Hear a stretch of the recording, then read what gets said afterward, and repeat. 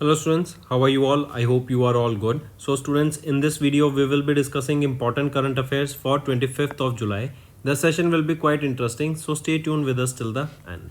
In this video students, we are talking about MSDE that has celebrated the 10 years of skill development mission with the launch of the various key initiatives at Bharat Mandapam.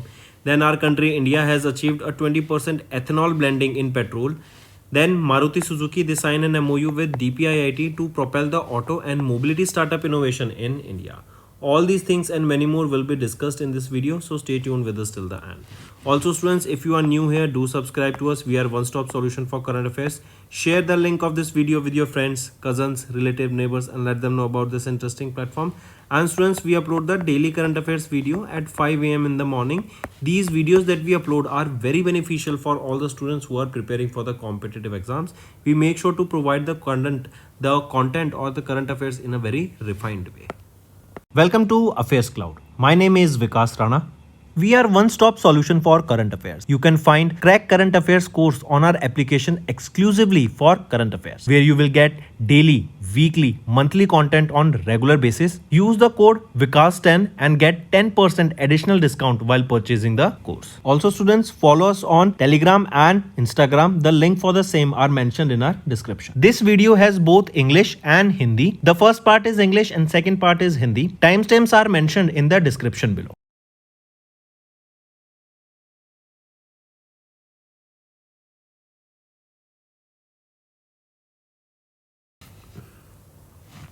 Let's start with national affairs students. Ministry of Skill Development and Entrepreneurship, they have celebrated 10 years of skill development mission with the launch of various key initiatives at Bharat Mandapam. Where is this Bharat Mandapam located? It is in New Delhi. So 10 years of skill development mission. The aim of the skill development mission, as the name suggests, to foster skill among the youth, right? And here this event for the celebration of the successful completion of 10 years of Skill India mission was hosted during a conference under the title Bharat Skill Next 2025, which was held at Bharat Mandapam in New Delhi. Right? If we talk about this event, we saw that the government has committed to enhance the public, private and global collaboration, which will focus on skilling, which will focus on tie-ups between Ministry of Skill Development and Entrepreneurship and various other organizations and Government of French Republic also, where we will be seeing the focus will be on skilling to provide industry-ready skills to the youth so that they can become job employable, right? And they can have the skills that are required in today's industry. If we talk about Skill India Mission, it was launched in 2015 by Prime Minister Narendra Modi, and the aim of here is basically to train 40 crore youth by 2022, right? As it was launched in 2015, so aim was to train 40 crore youth by 2022. Then apart from this students, this event also saw the exchange of various high impact MOUs that refined the government's commitment to public, private and global collaboration. And one more thing, during this only apart from this, various key initiatives were launched. For example, India Skills 25-26 was launched. This is MSDE. They have officially launched this. That marks the opening of the national registration window for the candidates that are aspiring to represent India at the international skill competition.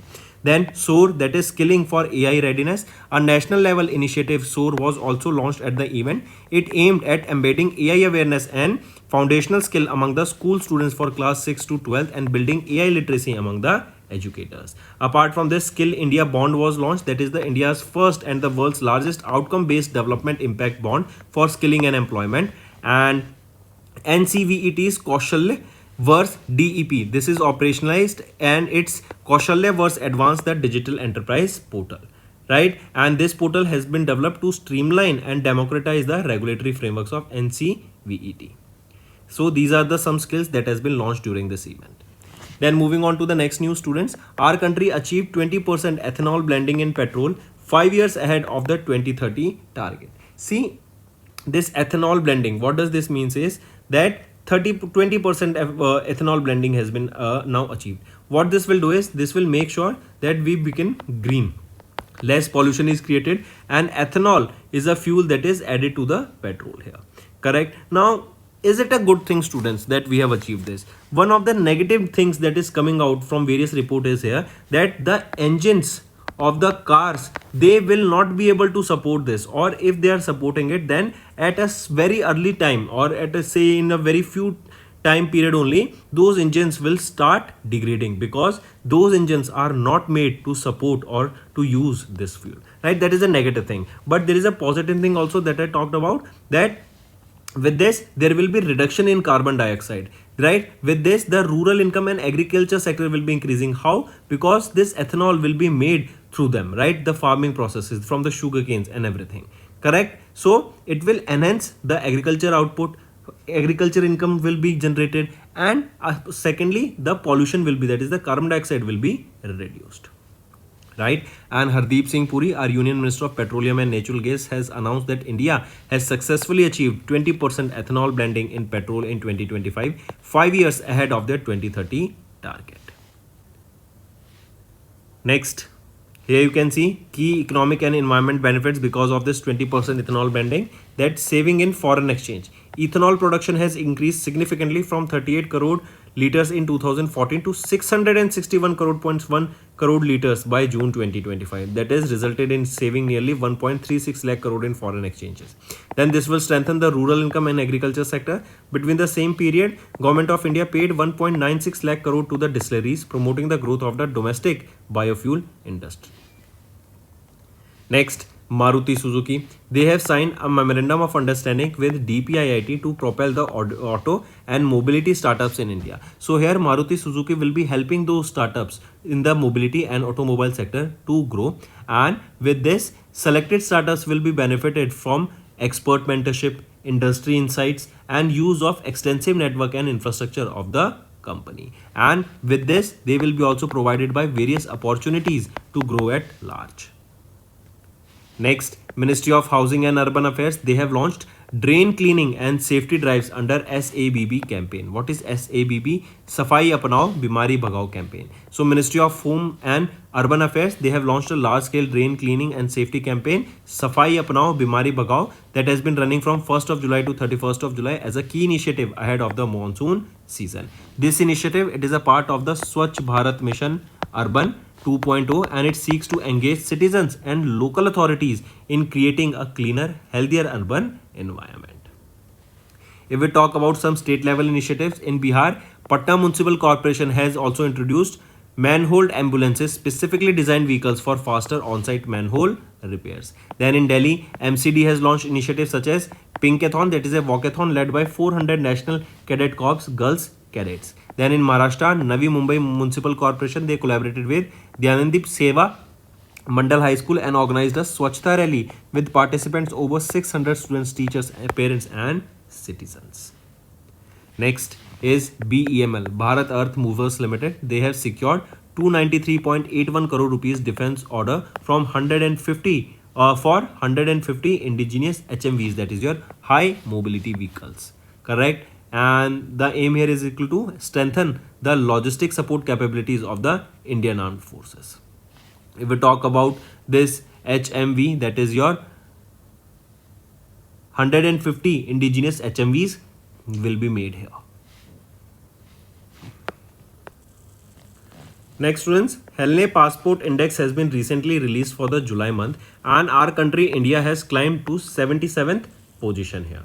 Right, we have secured 8 position more, right? That means in January rank of India was 85th, and now in July the rank of India is 77. That is a good thing, correct? With this, remember, with the position at 77, India has now visa free access to 59 destinations. So these two things are important. Rank of India 77, and how many countries have access, or India has access to how many countries visa free? It is 77. It is 59, not 77, 59. Then it is Singapore that has secured the top position. Which is the country that secured the second position here? It is Japan. Now Singapore has access to visa, how many visa free countries? So they can have access, or they have access to 193 visa free countries, right? Here let me show you the list also. Here you can see first Singapore, second Japan and South Korea, and third is shared by Denmark, Finland, France, Germany, Ireland with 189 countries. Next, UNSC, that is United Nations Security Council, under the presidency of Pakistan, chaired by Ishaq Dar, the foreign minister of Pakistan, has unanimously adopted a resolution 2788 titled Pacific Settlement of the Dispute, the aim of which is to strengthen the mechanism for peaceful settlement of the international disputes, right? So UNSC adopted resolution on peaceful settlement of international disputes unanimously. Take a note of this. And this Pacific settlement tools here, this is the resolution urges all the member states to utilize the mechanisms under Article 33 of the UN Charter that includes negotiation, mediation, arbitration, judicial settlement and other peaceful means. Next is banking and finance. PayPal to launch PayPal World has partnered with NIPL and another. See, this is very important thing, students. Now at PayPal you will be having a facility of UPI also, right? PayPal is basically a platform which helps you to send money from one country to another, right? It becomes easy with the help of PayPal. Now NIPL, that is NPCI International Payment Limited, they have also been launched at PayPal World, right? With this, now Indians or this PayPal will have a UPI facility, right? It will become very easy for transferring money from India to other parts of the world, or from Indians who are abroad, they can send money through UPI back to India, right? This is very interesting development, students, so you should definitely know about it, right? That means now PayPal will have a payment gateway of UPI also. Next is NUCFDC. They have signed an MOU with IIA India to enhance the governance and internal audit standards in the urban cooperative banks. I repeat, National Urban Cooperative Finance and Development Corporation Limited. It comes under the Ministry of Corporation. They have signed a memorandum of understanding with Institute of Internal Auditors of India, right? This is to strengthen the internal audit and governance of the urban cooperative banks. Here, the focus will be on adoption of international audit standards, strengthening the international control system, enhancing professional capabilities of internal auditors and senior managements in the urban cooperative banks.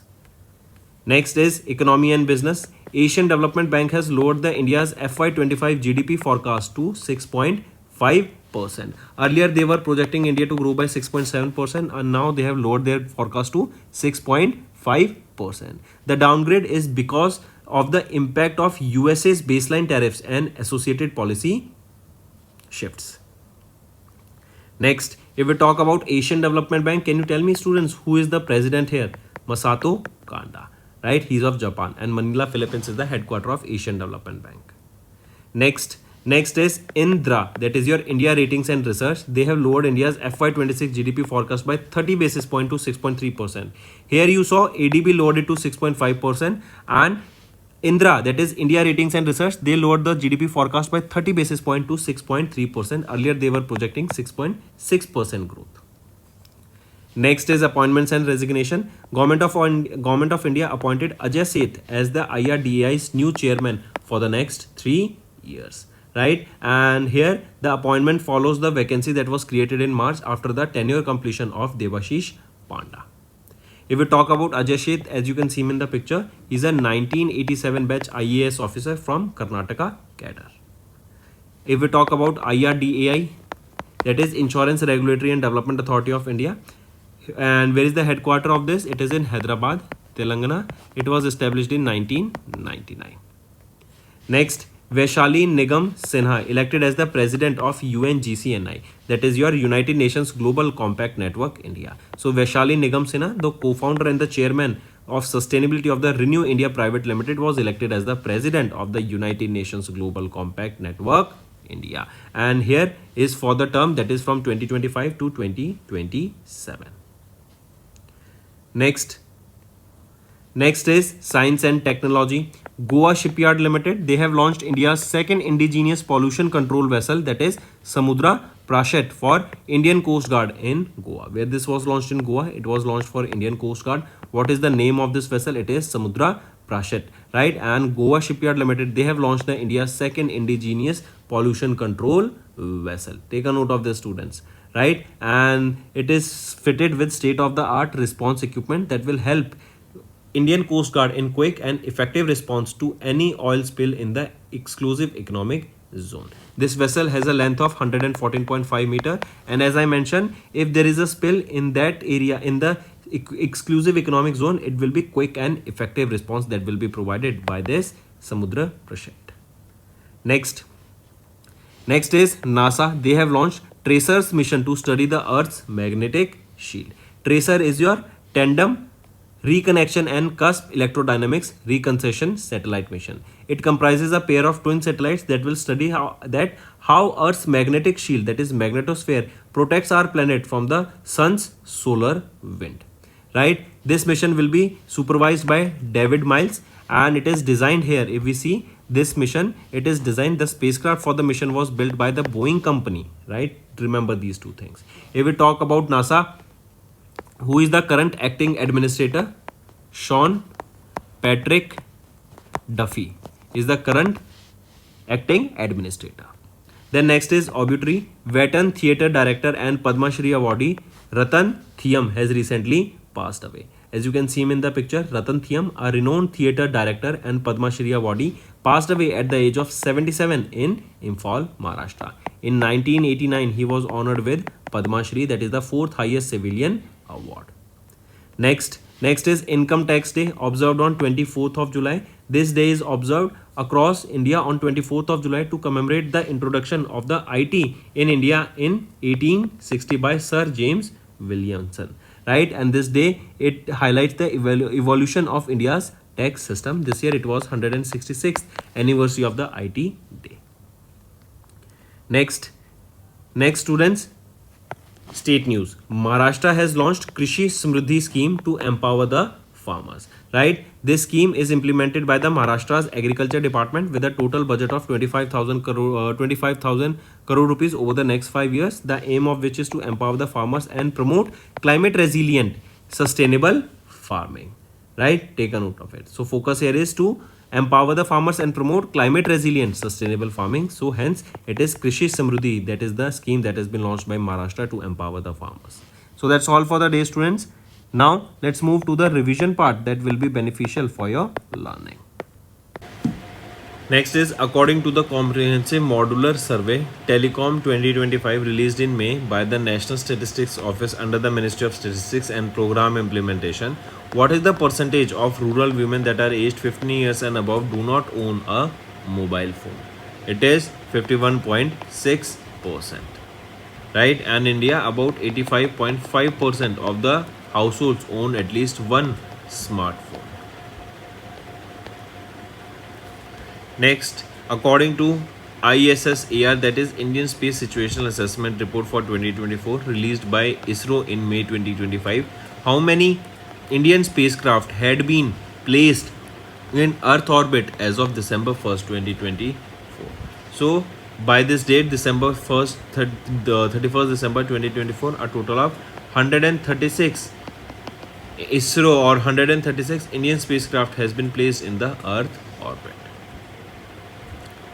Next, in June, which organization has released the report titled India's AI Revolution, a roadmap to Viksit Bharat, which estimate that India will require additional 1 million skilled AI workers by 2026. So it is report released by MEITY, Ministry of Electronics and Information and Technology.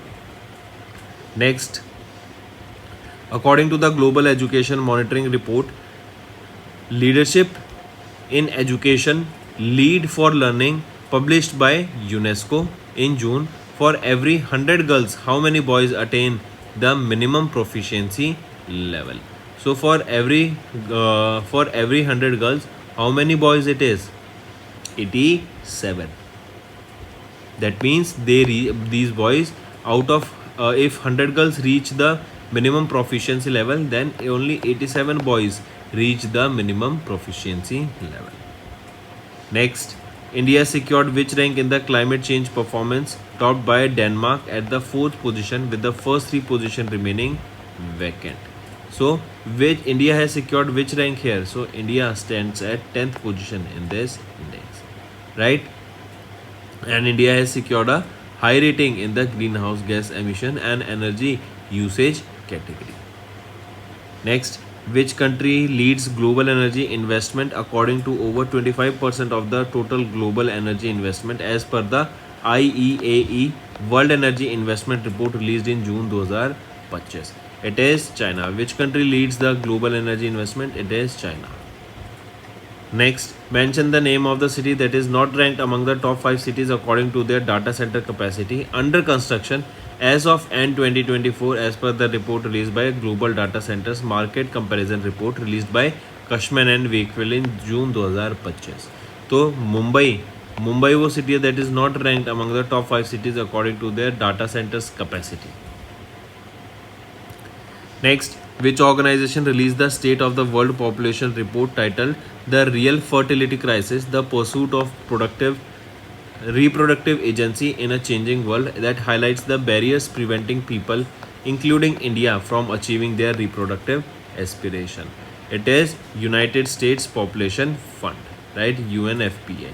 And the report finds that 1 in 5 individuals globally report not to have the number of children that they desire because of the rising cost of the goods, of housing, other concerns, job insecurity, and many more. Next, according to the World Bank's biannual report titled Global Economic Prospectus for June 2025, what is the GDP growth rate projected for the FY26? It is projected to be around 6.3%. Next, what is the rank of India in the 19th edition of the Global Gender Gap Report released by World Economic Forum? So what is the rank here of India in the 19th edition of the Global Gender Report? Our country stands at 131st position and Iceland has secured the first position here for the 16th consecutive time. Next, ILO database on international labor statistics released by the International Labour Organization in June. What is India's social security coverage as of 2025? It is 64.3%.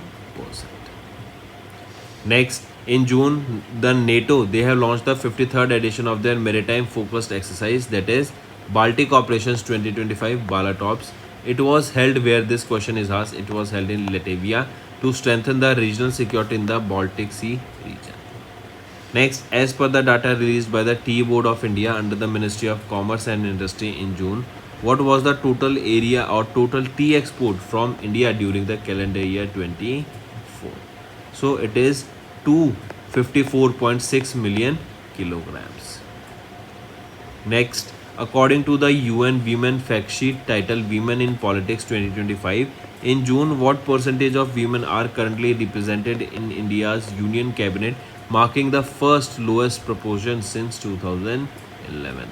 It is, tell me, according to UN Women's Fact Sheet, Women in Politics in June, what percentage of women are currently represented in India's Union Cabinet, marking the second lowest population or proportion since 2011?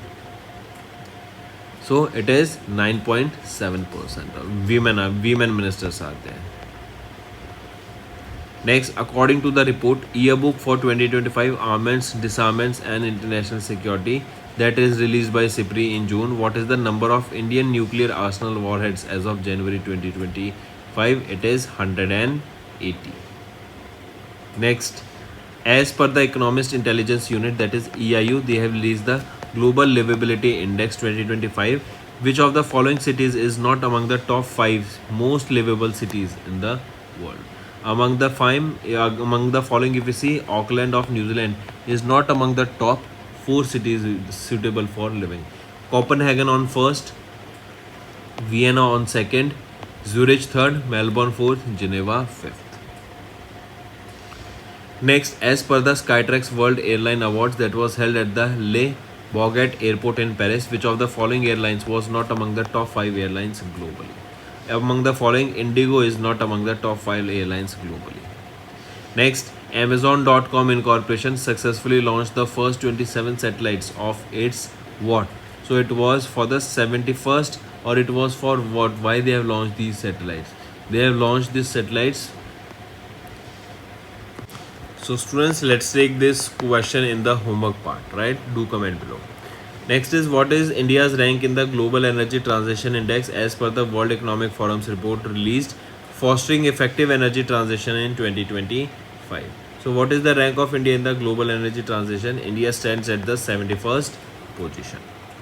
Next, which of the following universities is not ranked in the top 5 globally as per the Quackrelli-Simon World University Ranking released by Quackrelli-Simons? It is which of the following university is not ranked in the top 5? If we see here, Indian Institute of Technology for Delhi, right, is not among the following listed here. MIT of USA first, Imperial College London second, Stanford University third, University of Oxford fourth, and Harvard University fifth position. Next, mention the organization that along with Food and Agriculture Organization has issued a report titled Hunger Hotspots. Right, this warns that the hunger is likely to get much worse in 13 countries and regions, which are among the world's most serious hunger affected areas in the coming months.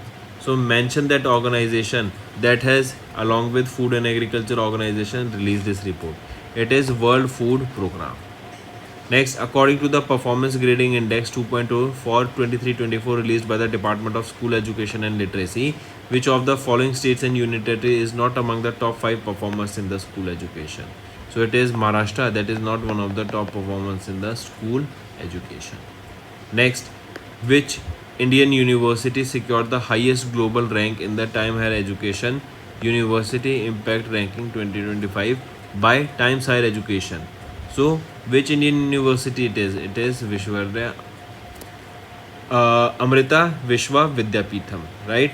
So, which Indian university secured the global or highest global rank in THE University Impact Ranking? It is Amrita Vishwa Vidyapeetham. Next, and they were on the 41st position globally. Next, according to the report titled Global Drought Outlook, Trends, Impacts and Policies to Adapt to a Drier World. Question asked is that OECD, that is Organization for Economic Cooperations and Development, in June the economic cost of the droughts are expected to increase by at least how much percent? It will be increasing by 15%. Next, what is India's rank in 2025 Sustainable Development Goal Index released by UN Sustainable Development Solutions Network in June 2025? So, what is India's rank in the Sustainable Development Goal Index? India stands at 99th position. Next, mention the institute that developed the report titled Skills for the Future, Transforming India's Workforce Culture Landscape, and it has been unveiled by the Union Minister of State Jayant Chaudhary in June 2025. So it was unveiled by him, Jayant Chaudhary. Correct? So mention the institute. The institute here is which? It is Institute for Competitiveness, right? Option C, that is IFC. So that's all for the day, students. These are your important revision current affairs that I want you all to do and take a note of. Now students, let's move to the revision part. Next is our homework section, student, and today's homework is quite important. Who was honored with the Brazil's highest civilian award? Right? Name that individual. Second, name that award also. Right? Who was honored with the Namibia's highest civilian award? Third, tell me recently who became the only Indian on the 2025 Time 100 creators list. And I have asked you this question day before yesterday only, so I want the answer again. Fourth, tell me recently BitChat. What is this BitChat? And it was launched by a very famous figure. Name that individual also. Fifth question, tell me recently ERASR. What is this ERASR? This was tested using which Indian naval ship? So these are your 5 homework questions, and I need to see maximum participation from all the students watching this video, students. Hello everyone, कैसे हैं आप सब? I hope आप सब अच्छे होंगे। तो दोस्तों, आज की वीडियो में हम 25 जुलाई के इंपॉर्टेंट करंट अफेयर्स डिस्कस करेंगे। ये सेशन काफ़ी इंपॉर्टेंट रहने वाला है, तो एंड तक बने रहिएगा। आज की वीडियो में MSDEC ने बात की है 10 years of skill development mission पूरे हो गए हैं एंड इसके दौरान कई इनिशिएटिव्स लॉन्च किए गए, उनको डिस्कस करेंगे। देन इंडिया ने 20% एथेनॉल ब्लेंडिंग को अचीव कर लिया है। 5 साल पहले ही हमने अचीव कर लिया ऑफ द 2030 टारगेट जो अचीव करने की बात की गई थी। देन मारुति सुजुकी, इनके द्वारा एक MOU साइन किया गया DPIIT के द्वारा, ताकि ऑटोमोबाइल सेक्टर को ग्रो करने के लिए इंडिया में एंड जो स्टार्टअप्स आ रहे हैं उनको हेल्प करने के लिए ये लॉन्च किया गया। इसी के साथ साथ काफ़ी और न्यूज़ भी डिस्कस करेंगे, तो एंड तक बने रहिएगा। अगर आप नए जुड़े हैं, सब्सक्राइब करना मत भूलना students. We are one stop solution for current affairs. And share कर दो इस वीडियो को अपने फ्रेंड्स, कजन्स, रिलेटिव्स, नेबर्स सभी के साथ and let them know about this interesting platform. Daily current affairs की वीडियो सुबह स्टूडेंट्स 5 बजे अपलोड हो जाती है, इसको ज़रूर देखा करो, इससे बहुत कुछ सीखने को मिलेगा। And crisp and to the point हम आज यहाँ पे डेली बेसिस पे न्यूज़ डिस्कस करते हैं। Welcome to Affairs Cloud. My name is Vikas Rana. We are one-stop solution for current affairs. You can find Crack Current Affairs course on our application exclusively for current affairs, where you will get daily, weekly, monthly content on regular basis. Use the code VIKAS10 and get 10% additional discount while purchasing the course. Also, students, follow us on Telegram and Instagram. The link for the same are mentioned in our description. This video has both English and Hindi. The first part is English and second part is Hindi. Timestamps are mentioned in the description below.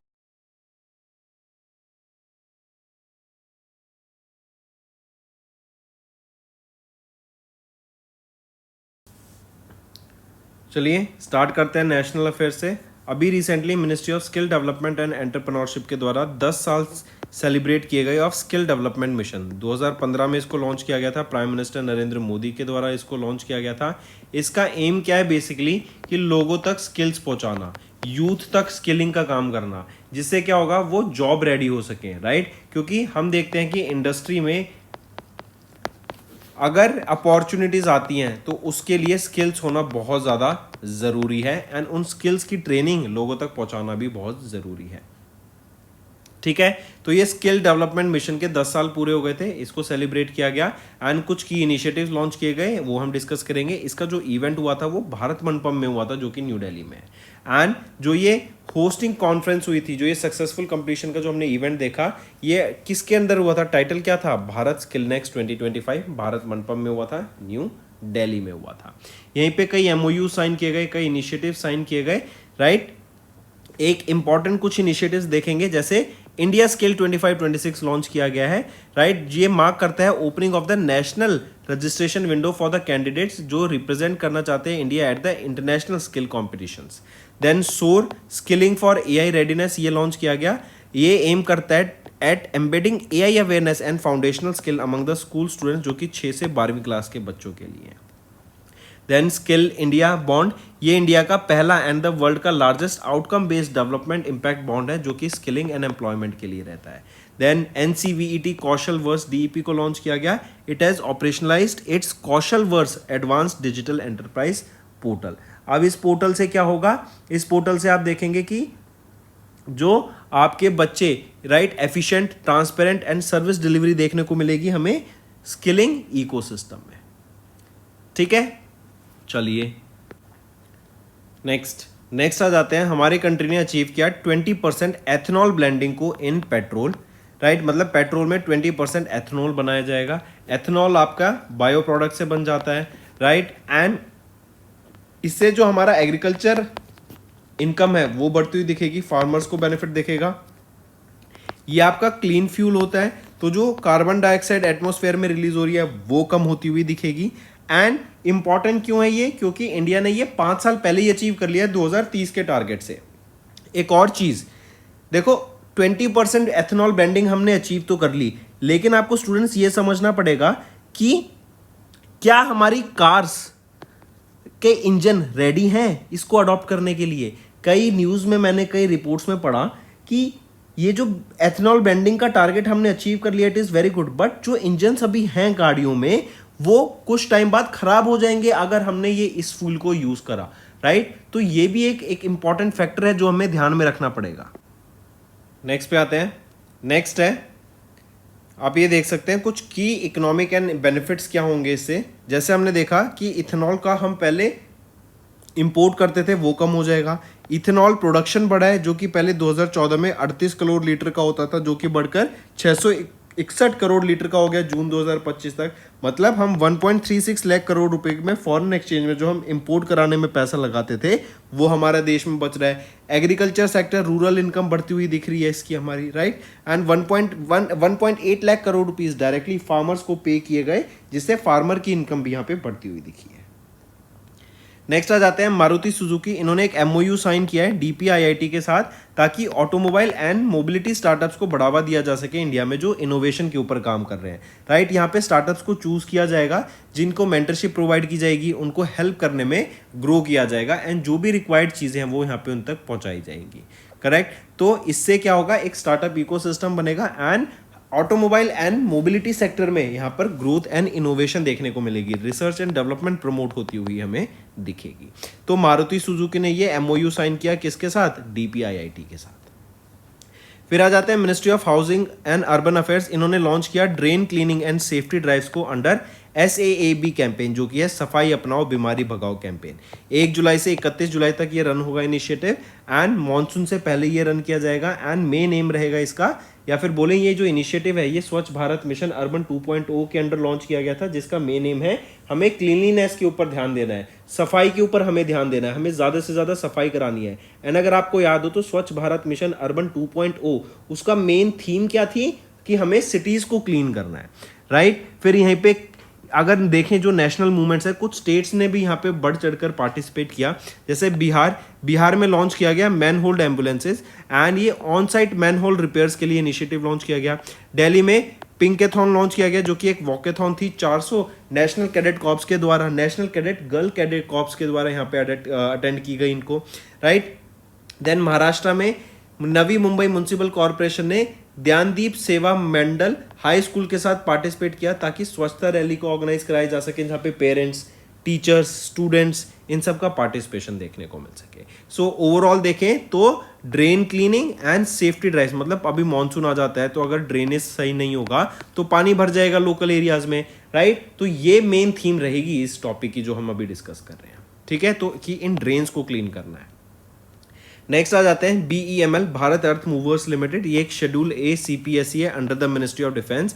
इन्होंने secure करा 293.81 करोड़ रुपए का defence order for 150 indigenous high mobility vehicles के लिए। Right, तो BEML ने secure करा है ये ऑर्डर कहां से, मिनिस्ट्री ऑफ डिफेंस से, 150 indigenously design high mobility vehicles के लिए वर्थ 293.81 करोड़ रुपीस। फिर आ जाते हैं हेनली पासपोर्ट इंडेक्स पर। राइट, ये जुलाई के लिए लॉन्च किया गया है। ये किसी भी कंट्री के पासपोर्ट की स्ट्रेंथ बताता है। इंडिया की रैंक अगर हम देखें, इंडिया 77th पोजीशन पे स्टैंड करता है 2025 में जुलाई के महीने में, जो कि एक अच्छी चीज़ है क्योंकि अगर हम जनवरी की बात करें तो इंडिया 85th पोजीशन पे था एंड अब हम 8 पोजीशन स्लिप कर गए हैं, जो कि एक अच्छी चीज दर्शाता है। इंडिया बात करें तो इंडिया 59 कंट्रीज में वीजा फ्री यहाँ पे इंडियंस ट्रैवल कर सकते हैं। सिंगापुर ने यहाँ पे टॉप किया है। सिंगापुर से लोग जो सिंगापुर के सिटीजन हैं 193 कंट्रीज में वीजा फ्री ट्रैवल कर सकते हैं। सेकंड पोजीशन पे आ जाता है जापान। राइट, एंड फर्स्ट पे है सिंगापुर। जापान के साथ एक कंट्री साउथ कोरिया और शेयर करती है सेकंड पोजीशन को, जहां पे 190 कंट्रीज में ये वीजा फ्री आ जा सकते हैं। देन थर्ड पे Denmark, Finland, France, Germany, Ireland. Moving on, फिर आ जाते हैं UNSC, United nation security council. Right, इन्होंने अडॉप्ट किया एक resolution on peaceful settlement of international disputes unanimously. मतलब यहाँ पे बात की गई पैसिफिक सेटलमेंट ऑफ डिस्प्यूट्स की, जिसके अंदर बात की गई कि हमें जो भी डिस्प्यूट्स है ना उनको बात करके पीसफुली राइट तरीके से सॉल्व करना चाहिए, ना कि एग्रेसिव होकर। And UNSC, United nation security council, इसकी प्रेसिडेंसी किसके पास है? Right, under the presidency of Pakistan. Moving on, फिर आ जाते हैं बैंकिंग एंड फाइनेंस पे।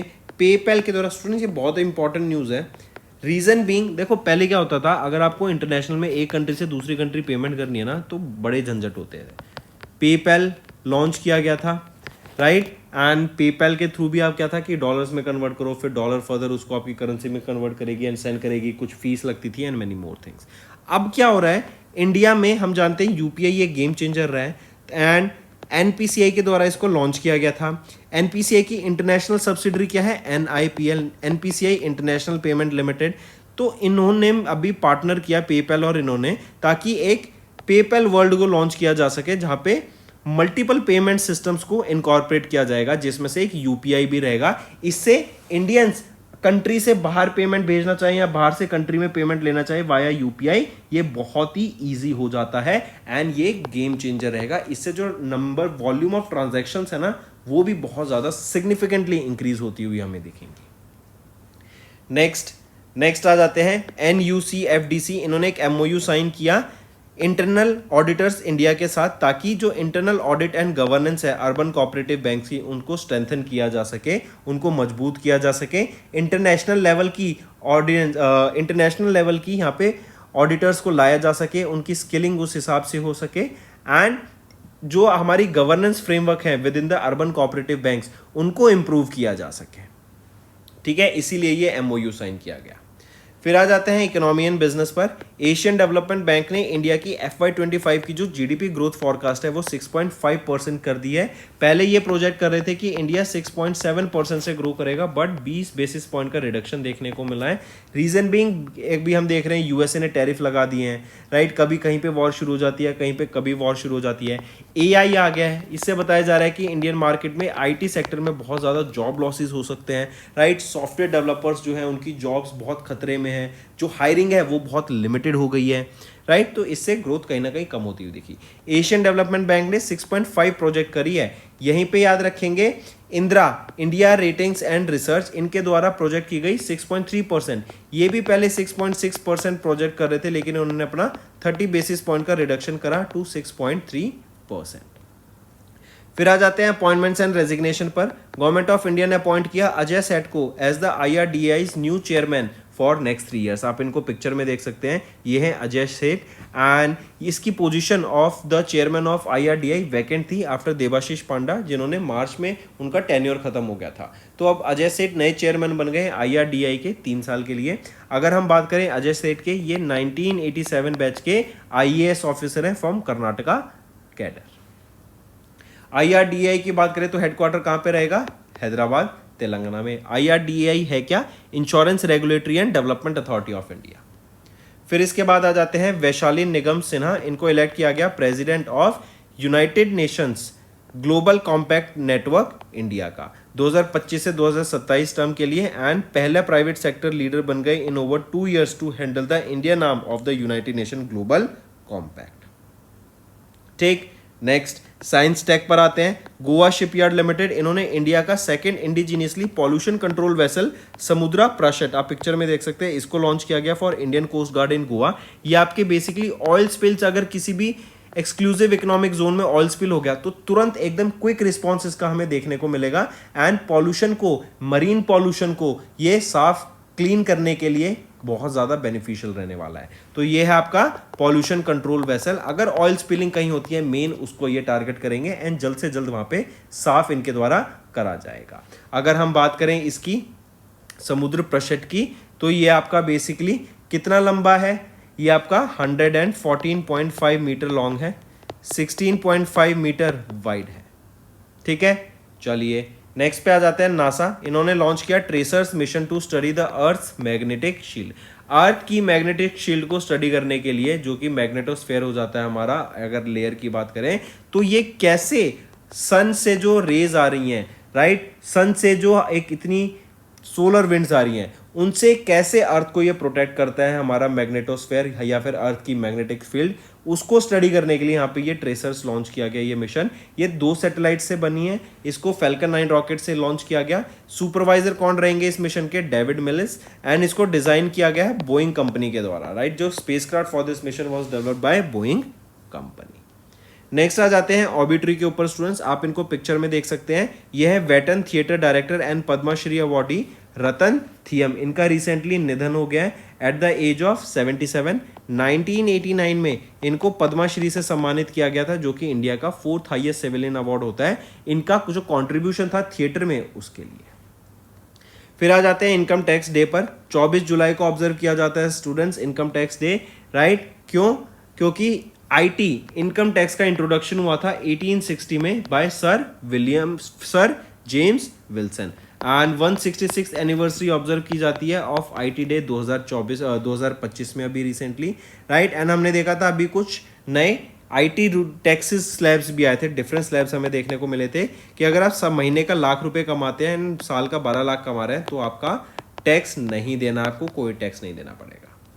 नेक्स्ट आ जाते हैं स्टेट न्यूज़ पर। महाराष्ट्र ने लॉन्च किया कृषि समृद्धि स्कीम को to empower the farmers, and 25,000 crore के बजट से इसको लॉन्च किया गया है आने वाले 5 साल के लिए, जिसका एम रहेगा to empower the farmers and promote climate resilient and sustainable farming. तो महाराष्ट्र में climate resilient and sustainable farming को प्रमोट करने के लिए ही ये इनिशिएटिव लॉन्च किया गया है, कृषि समृद्धि। तो दोस्तों ये थे हमारे आज के इंपॉर्टेंट करंट अफेयर्स। अब आ जाते हैं रिवीजन पार्ट पर एंड देन हम चलेंगे होमवर्क सेक्शन की तरफ। किन्होंने इनॉग्रेट किया इंडिया का पहला commercially approved utility scale 20 megawatt by 40 megawatt per hour battery energy storage system south Delhi में? तो किसके द्वारा किया गया है? ये है दिल्ली पावर मिनिस्टर आशीष सूद जी। इसके बाद आ जाते हैं, किस इंडस्ट्रियल पार्क ने लोकेटेड इन ओडिशा अभी इंडक्ट किया world economic forum transitioning industrial cluster initiative in June, ताकि प्रमोट किया जा सके ग्रीन इंडस्ट्रियलाइजेशन को एंड डीकार्बनाइजेशन को इंडिया में? तो कौन सा इंडस्ट्रियल पार्क की बात हम कर रहे हैं? हम गोपालपुर इंडस्ट्रियल पार्क की बात कर रहे हैं। एंड ये जो ट्रांजिशनिंग इंडस्ट्रियल क्लस्टर इनिशिएटिव है, ये COP 26 2021 में इसको लॉन्च किया गया था, ताकि क्लीन एनर्जी इंफ्रास्ट्रक्चर को प्रमोट किया जा सके globally. Next, in June dash launch the environmental social and governance rating for listed companies, जिनका एम है to enhance the innovation in sustainable finance. तो किन्होंने लॉन्च किया ये ESG रेटिंग्स को? ये लॉन्च किया गया नेशनल स्टॉक एक्सचेंज सस्टेनेबिलिटी के द्वारा। Next, mention the e-commerce company जिन्होंने रिसीव किया NBFC लाइसेंस फ्रॉम RBI अभी रिसेंटली। तो ये है Flipkart owned by Walmart. Next, identify the correct statement regarding the Norway chess 2025 and annual international chess tournament held in Norway from 26 May to 6 June. तो correct statement बतानी है आपको यहाँ पे। तो A सही है, C सही है, B गलत है। ये कह रहा है D गुकेश इन्होंने फ्रॉम इंडिया इन्होंने नॉर्वे चेस टाइटल को जीत लिया ओपन सेक्शन कैटेगरी में। तो नहीं, किन्होंने जीता? मैग्नस कार्लसन ने जीता, जो कि वर्ल्ड के नंबर 1 प्लेयर है यहाँ पे। तो अब ऑप्शन B ठीक है। तो राइट ऑप्शन हमारे यहाँ क्या हुए? A and C। Next, identify the Indian cricketer जिन्होंने अनाउंस की retirement from all the formats of professional cricket June 2025 में। तो ये है Piyush Chawla. Next, former president of Zambia, इनका रिसेंटली निधन हो गया 68 की एज में। ये कौन है? ये है एडगर चाग्वा लुंगू। 2015 से 2021 तक ये प्रेसिडेंट थे आपके जाम्बिया के। Next, name the American tennis legend जिनको अवार्ड किया गया 2025 के princess of Asturias prize for sports से इन मई 2025। कौन है वो है सेरेना विलियम्स। काफ़ी फेमस टेनिस प्लेयर रह चुकी हैं ये। Next, name the agreement for which India and Kyrgyzstan ने अभी एक अग्रीमेंट साइन किया and exchange of instruments of ratification during the 4th India central Asia dialogue, जो कि दिल्ली में हुआ जून 2025 में।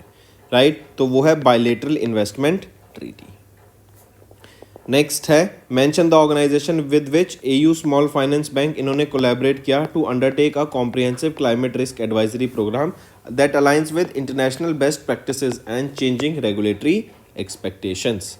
राइट, तो mention that organisation with which AU small finance bank collaborated, वो है इंटरनेशनल फाइनेंस कॉरपोरेशन। ये वर्ल्ड बैंक ग्रुप का ही पार्ट है।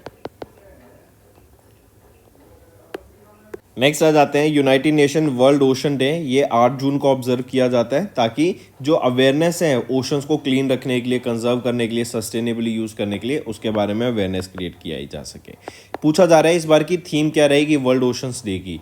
तो थीम क्या है? Wonders sustaining what sustains us. Next, एक जॉइंट मैरीटाइम एक्सरसाइज हुई European union, naval force and Indian navy के बीच में। कहाँ पर हुई ये पूछा जा रहा है। तो इंडियन ओशन रीजन में ये एक्सरसाइज हमें देखने को मिली थी।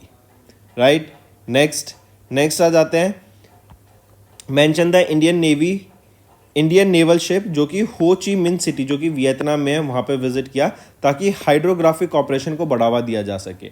तो कौन सा INS है? वो है INS दर्शक, जो कि विजिट किया अभी हो ची मिन सिटी में।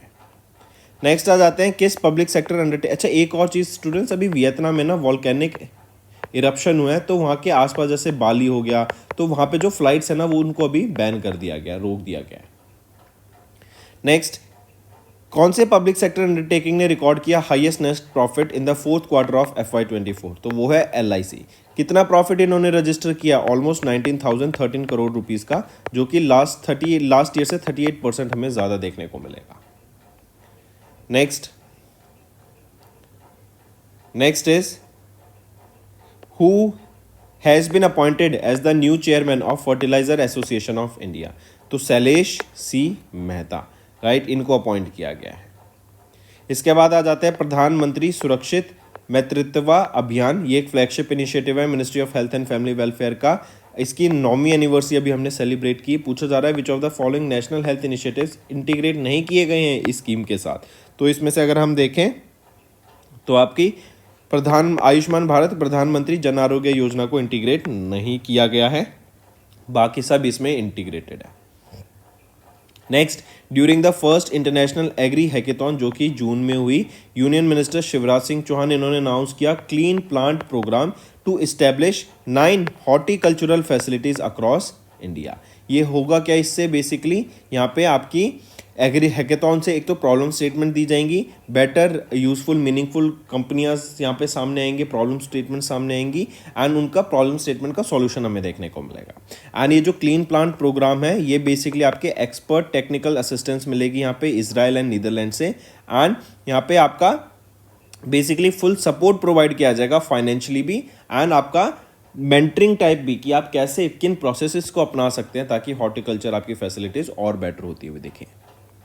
Next, world bank global poverty update. ये काफ़ी अच्छा क्वेश्चन है स्टूडेंट्स। अभी तक जो वर्ल्ड बैंक डिसाइड करता था कि वो था $2.15 पर डे अगर आप कमा रहे हैं तो आप बिलो द पॉवर्टी लाइन नहीं है, इससे कम कमा रहे हैं तो आप बिलो द पॉवर्टी लाइन है। इसको आप बढ़ा दिया है टू $3, राइट, मतलब अगर आप $3 कमा रहे हैं इस तो आप ठीक है, लेकिन इससे नीचे कम करा रहे हैं तो आप BPL हो जाते हैं, बिलो पॉवर्टी लाइन। तो राइट ऑप्शन इज बढ़ाकर $3 पर डे कर दिया गया। Next, mention the name of the city that is not ranked among the top 5 cities according to their data center capacity under construction as of end 2024, right. Cushman and Wakefield के द्वारा इस report को release किया गया। तो mention that city जो कि top 5 cities में नहीं आती है, मुंबई 6ठे पोजीशन पे आ जाती है इस इंडेक्स में, right, in the terms of data centres. अगर हम लिस्ट देखें उन सिटीज़ की जो कि टॉप कर रही है, जैसे सबसे पहले आ जाता है टॉप पर आपकी Virginia first, then Atlanta second, Columbus third, Dallas fourth, Phoenix fifth और छठे पे इंडिया। ये बाकी सारी USA की हैं, छठे पे आ जाती है मुंबई। ठीक है, चलिए नेक्स्ट, सेबी इन्होंने इंट्रोड्यूस किया comprehensive framework to strengthen the issue and listing of the ESG debt securities. What are the type of bonds that this framework specially governance. तो ये कौन से बॉन्ड्स को गवर्न करता है यहाँ पे स्पेसिफिकली, तो आपके ग्रीन बॉन्ड्स को छोड़ के सभी को ये टारगेट करता है। Next, who was appointed as the chairman of the economic advisory council to the prime minister in June. 2 साल के लिए इनको अपॉइंट किया गया। सुमन के बेरी को ये सक्सीड करेंगे। S महेंद्र देव को यहाँ पे अपॉइंट किया गया है। नेक्स्ट आ जाते हैं, हु अमंग द फॉलोइंग इन्होंने वीमेन सिंगल टाइटल जीता इंडोनेशिया ओपन का। तो women single title NC young. And अगर मैं मेंस कैटेगरी की पूछूं तो मेंस कैटेगरी में किन्होंने जीता, वो है एंडर्स एंटोनसन, राइट। ये वर्ल्ड के मेंस कैटेगरी में नंबर 3 के प्लेयर है, वर्ल्ड नंबर 3, एंड डेनमार्क से बिलोंग करते हैं। नेक्स्ट, आइडेंटिफाई द कंट्री जिन्होंने यूएफए नेशनल लीग को जीत लिया by defeating Spain in the finals. तो पोर्चुगल ने जीत लिया है, 5-3 से जीता है, राइट। फुटबॉल का इवेंट है यूएफए एंड स्पेन की टीम को हरा के पोर्चुगल ने जीत लिया। फाइनल इवेंट जर्मनी में हुआ था, म्यूनिच जर्मनी में, एंड ये 4th एडिशन था यूएफए का। Next, mention the company that has announced और that was announced as the founding partner of the LA 28 Olympic games June 2025 में, लॉस एंजलिस 28 के ओलंपिक गेम्स के लिए, राइट। तो वो है होंडा मोटर कंपनी लिमिटेड। इसके बाद आ जाते हैं, which of the following stock exchanges not among the top 5 in the world by market cap as of 2025। तो वो है London stock exchange of UK। Next आते हैं, ये आपका होमवर्क ले लो यहाँ पे स्टूडेंट्स कि आप मुझे बताओ टॉप 5 कौन सी हैं with their market cap. Next, in June Goa की ओजोफेनी को भी GI टैग मिला। इसमें से सही ऑप्शन बताना है, पहला सही है, दूसरा सही है, तीसरा कह रहा है कि GI valid for 5 years and एक बार इसका टाइम खत्म होने के बाद इसको नॉन रिन्यूएबल होता है इसका ये रजिस्ट्रेशन। तो नहीं, एक तो ये 10 साल के लिए होता है और 10 साल बाद फिर से आप इसको रिन्यू करा सकते हो for the further 10 years। Next, finance minister Nirmala Sitharaman ma'am, इन्होंने छठी governing council meeting of the national investment and infrastructure fund को भी चेयर किया. विच of the following NIIF funds were review during the meeting. तो सभी फंड्स को यहाँ पे रिव्यू किया गया था इस मीटिंग के दौरान. Next, identify the initiative that was recently launched by our Home Minister Amit Shah to promote the use of Indian languages in the official work and reduce administrative dependence on foreign languages. तो 22 schedule languages को promote करने के लिए, जो regional languages हैं, local languages हैं, उनको promote करने के लिए डे टू डे कामों में, एडमिनिस्ट्रेटिव वर्क में ये पार्टनर किया गया. राइट, पूछा जा रहा है आइडेंटिफाई द इनिशिएटिव, उस इनिशिएटिव का नाम बताओ. तो वो है भारतीय भाषा अनुभाग. राइट, इसको CDSC centre for development of advance computing के द्वारा इसको डेवलप किया गया है. CDAC के द्वारा इसको बनाया गया है ताकि लैंग्वेज एक बैरियर ना रह सके. एंड लैंग्वेज कम्युनिकेशन का बैरियर नहीं होगा तो अंडरस्टैंडिंग बेटर होगी एंड डिसीजन मेकिंग और फ्रूटफुल होती हुई हमें दिखेगी. फिर आ जाते हैं which of the following are the official languages of union territory of Ladakh. तो यहाँ पे सभी ये पांचों आपकी लैंग्वेज हैं official language of Ladakh. Next, mention the foreign bank, जिन्होंने वो पहला बैंक बन गया to list green bonds worth 2.5 billion Sri Lankan rupees on the NSE international exchange eight GIF city Gandhinagar Gujarat. तो DFCC बैंक PLC ये वो पहला बैंक बन गया जिन्होंने ये ग्रीन बॉन्ड्स को लिस्ट किया of 2.5 billion Sri Lankan rupee. Next, 7 international cricketer जिसमें से 5 मैन एंड 2 वीमेन थे inducted into the ICC hall of fame class for 2024. अब 122 total hall of fame awardee हो गए हैं इस लिस्ट में. इंडियन से कौन थे? Mahendra Singh Dhoni. Take a note of it. Then आ जाते हैं mention the name of Indian squash player जिन्होंने 2 ऑनर्स जीते. कौन है वो हैं अनाहत सिंह, 17 साल की हैं. इनके द्वारा 2 ऑनर्स यहाँ पे जीते गए या फिर 2 चीज़ों से सम्मानित किया गया इनको. एक है women's challenger player of the season and दूसरा है women's young player of the season. ये स्क्वॉश प्लेयर है. Right. Next, who has been appointed as a part-time member of the 16th Finance Commission by the President of India Draupadi Murmu following the resignation of Ajay Narayan. तो किनको appoint किया गया? T. Ravi Shankar. Next, mention the organisation जिन्होंने appoint किया सुदर्शन वेनु को as the chairman and managing director. तो TVS motor company limited, इनको यहाँ पे इन्होंने अपॉइंट किया सुदर्शन वेनु को as their new chairman and managing director June के महीने में. सर रॉल्फ स्पेथ, राइट, इनको सक्सीड करेंगे ये. Next, dash announce their plan to launch India का पहला thinking data compute satellite and जो कि एक AI पावर्ड सैटेलाइट रहेगी. स्मॉल सैटेलाइट लॉन्च व्हीकल से इसको लॉन्च किया जाएगा ऑफ इसरो. तो ये इसरो की है. तो TM2 space technologies private limited, Hyderabad Telangana based ये कंपनी है. इनके द्वारा लॉन्च की जाएगी ये पहली thinking satellite. Next, in which Indian state Durgesh Aranya zoological park को डेवलप किया जाएगा 100 करोड़ की लागत से. तो हिमाचल प्रदेश में इसको डेवलप किया जाएगा. फिर आ जाते हैं उस कंपनी का नाम बताओ that reclaim the title of the world's most valuable company in June with a market cap of $3.45 trillion. तो वो है एनवीडिया कॉर्पोरेशन. वर्ल्ड की मोस्ट वैल्यूएबल कंपनी है ये. Next, the cabinet committee on economic affairs chaired by prime minister Narendra Modi, इन्होंने approve किया 2 major railway projects को worth 6,405 crore rupees.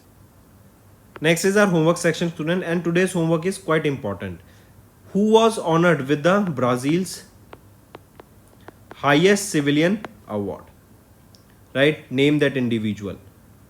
Second, name that award also. Right, who was honored with the Namibia's highest civilian award? Third, tell me recently who became the only Indian on the 2025 Time 100 creators list. And I have asked you this question day before yesterday only, so I want the answer again. Fourth, tell me recently BitChat.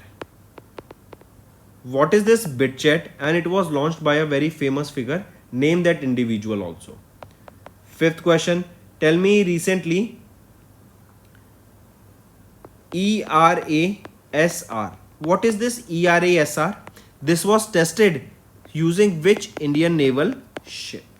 So these are your 5 homework questions and I need to see maximum participation from all the students watching this video, students.